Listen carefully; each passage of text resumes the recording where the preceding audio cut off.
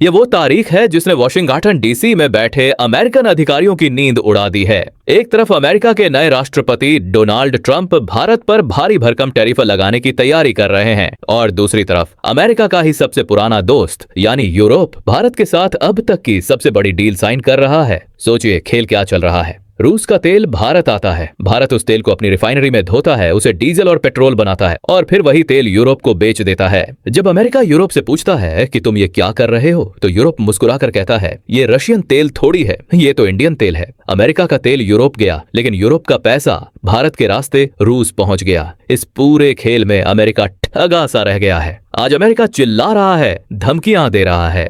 America के treasury secretary Scott Bessent ने तो यहां तक कह दिया है कि यूरोप अपना मानसिक संतुलन खो चुका है। उन्होंने कहा कि यूरोप पागल हो गया है जो अपने ही प्रतिबंधों का मजाक उड़ा रहा है।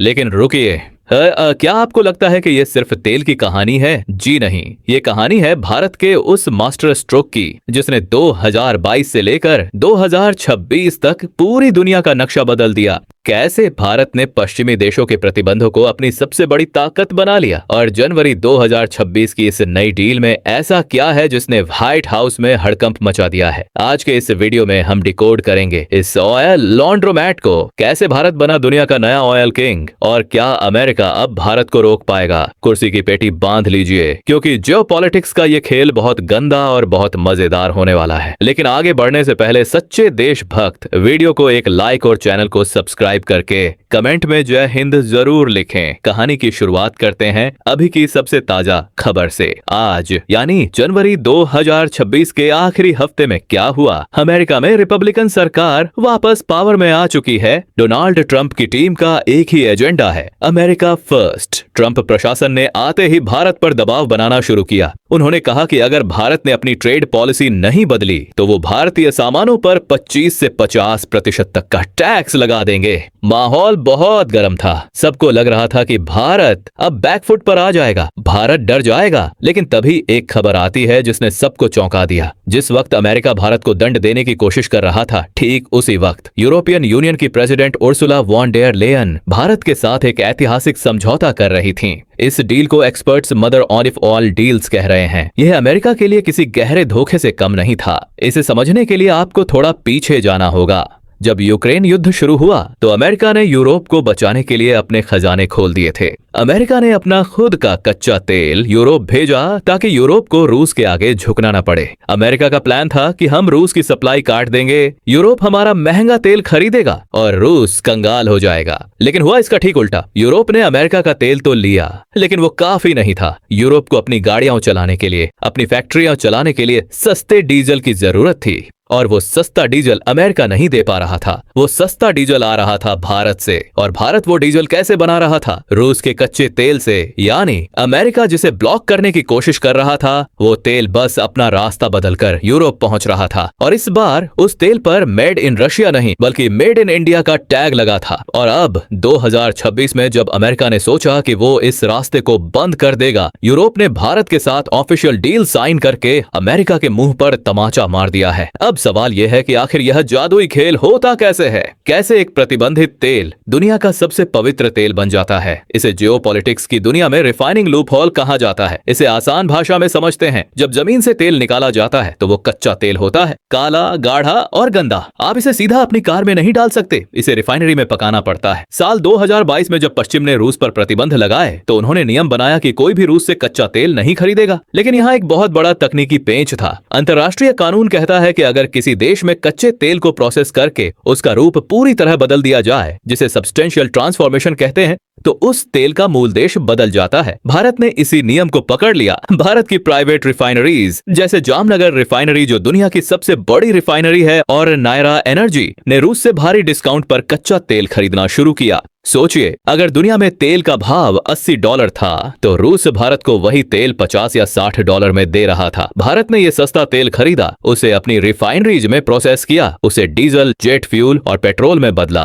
जैसे ही ये कच्चा तेल डीजल बना, अब ये रशियन नहीं रहा, अब ये इंडियन डीजल बन गया और फिर भारत ने इसे यूरोप को बेचना शुरू किया। आंकड़े देखिए, 2022 से पहले यूरोप भारत से बहुत कम डीजल खरीदता था, लेकिन 2024 और 2025 में भारत यूरोप का सबसे बड़ा रिफाइंड फ्यूल सप्लायर बन गया। नीदरलैंड्स, बेल्जियम, जर्मनी ये देश भारत से रिकॉर्ड तोड़ तेल खरीद रहे थे। एक रिपोर्ट के मुताबिक 2025 में भारत का पेट्रोलियम एक्सपोर्ट अब तक के सबसे ऊंचे स्तर पर पहुंच गया और इसमें सबसे बड़ा हिस्सा किसका था? यूरोप का। इसे ही experts the great oil laundromat कहते हैं। जैसे लॉन्ड्री में गंदे कपड़े साफ होकर निकलते हैं, वैसे ही भारत की रिफाइनरीज में रूस का प्रतिबंधित तेल साफ होकर यूरोपियन स्टैंडर्ड फ्यूल बन जाता है। अब वापस आते हैं उस सवाल पर कि अमेरिका पागल क्यों हो रहा है और अमेरिका का तेल यूरोप जाकर भारत कैसे जुड़ा। इस त्रिकोण को समझिए, ये बहुत पेचीदा है। जब यूरोप ने रूस से सीधा तेल खरीदना बंद किया तो यूरोप में हाहाकार मच गया। उन्हें तुरंत तेल चाहिए था। अमेरिका ने कहा, डरो मत, हम हैं ना। अमेरिका ने अपने इतिहास में पहली बार रिकॉर्ड मात्रा में अपना WTI क्रूड यूरोप भेजा।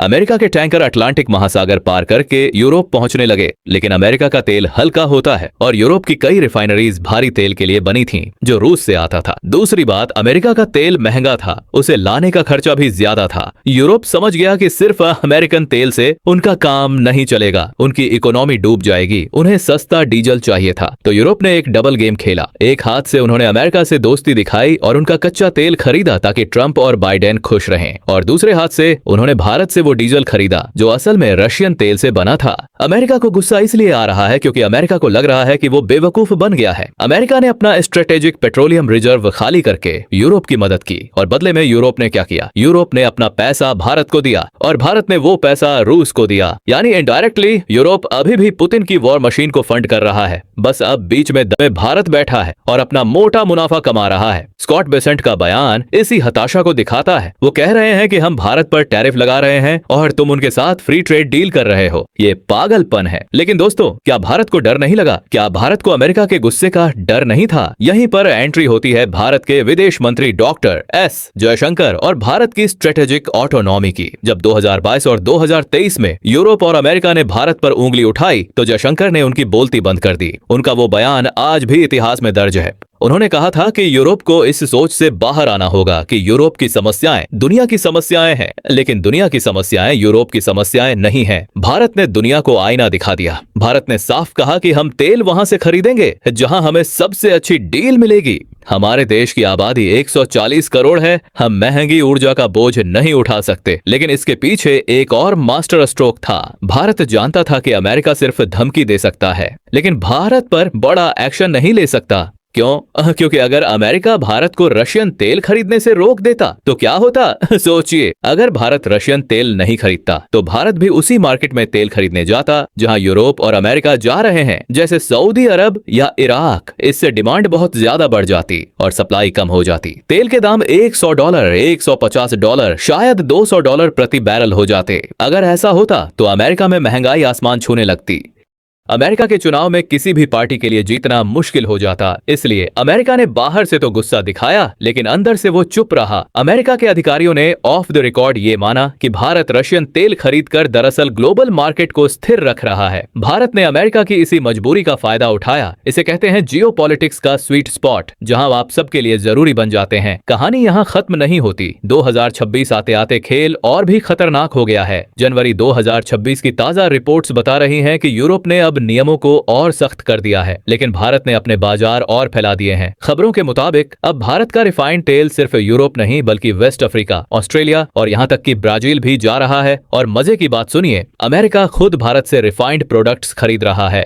जी हाँ, 2025 के अंत में आई रिपोर्ट्स बताती हैं कि अमेरिकी नेवी और अमेरिकी बाजार में भी वो फ्यूल पहुंच रहा है जो किसी न किसी रूप में रशियन क्रूड से जुड़ा हो सकता है। इसे ट्रैक करना नामुमकिन है। इसे शैडो फ्लीट का कमाल कहते हैं। रूस ने पुराने टैंकरों की एक विशाल सेना खड़ी कर ली है। ये टैंकर रडार बंद करके चलते हैं। बीच समुद्र में एक जहाज से दूसरे जहाज में तेल बदला जाता है। जब तक ये तेल भारत के गुजरात तट पर पहुंचता है तब तक इसके कागजात इतनी बार बदल चुके होते हैं कि खुद भगवान भी नहीं बता सकते कि ये तेल किस कुएं से निकला था। और 2026 में जब अमेरिका टैरिफ की धमकी दे रहा है, भारत ने यूरोप के साथ डील करके अपना इंश्योरेंस पक्का कर लिया है। ये डील भारत को यूरोपियन मार्केट का वो एक्सेस देगी जो चीन के पास भी नहीं है। अमेरिका अलग थलग पड़ता दिख रहा है। अमेरिका के पागल होने की असली वजह सिर्फ तेल नहीं है, असली वजह है डर। अमेरिका को डर है कि भारत अब उसके कंट्रोल से बाहर निकल चुका है। शीत युद्ध के समय दुनिया दो हिस्सों में बंटी थी। आप या तो अमेरिका के साथ थे या रूस के। लेकिन आज 2026 में भारत ने तीसरा रास्ता चुन लिया है। भारत अमेरिका का दोस्त भी है, भारत रूस का सबसे बड़ा तेल खरीदार भी है और अब भारत यूरोप का सबसे बड़ा ट्रेड पार्टनर बनने जा रहा है। अमेरिका को ये बात हजम नहीं हो रही। स्कॉट बेसेंट का ये कहना कि यूरोप बेवकूफ है, दरअसल अमेरिका की झुंझलाहट है। वो देख रहे हैं कि उनका सबसे पुराना साथी यूरोप अब अमेरिका के प्रतिबंधों से ज्यादा भारत के सस्ते तेल और बड़े बाजार को अहमियत दे रहा है। अमेरिका ने कोशिश की थी कि वो अपना तेल बेचकर एनर्जी सुपर पावर बनेगा, लेकिन भारत ने रूस का तेल रिफाइन करके दुनिया का रिफाइनिंग हब बनकर बाजी मार ली। तो दोस्तों निष्कर्ष क्या है? जनवरी 2026 की ये घटना यूरोप और भारत की डील सिर्फ एक कागज का टुकड़ा नहीं है, ये एक नए वर्ल्ड ऑर्डर की घोषणा है। अमेरिका चिल्लाता रहा लेकिन डील साइन हो गई। रूस पर प्रतिबंध लगे रहे लेकिन उसका तेल बिकता रहा और इस सब के बीच भारत ने न सिर्फ अपनी ऊर्जा सुरक्षा सुनिश्चित की बल्कि अरबों डॉलर भी कमाए। इसे कहते हैं आपदा में अवसर। लेकिन आगे क्या अमेरिका अब भारत पर कड़े प्रतिबंध लगाएगा? एक्सपर्ट्स मानते हैं नहीं,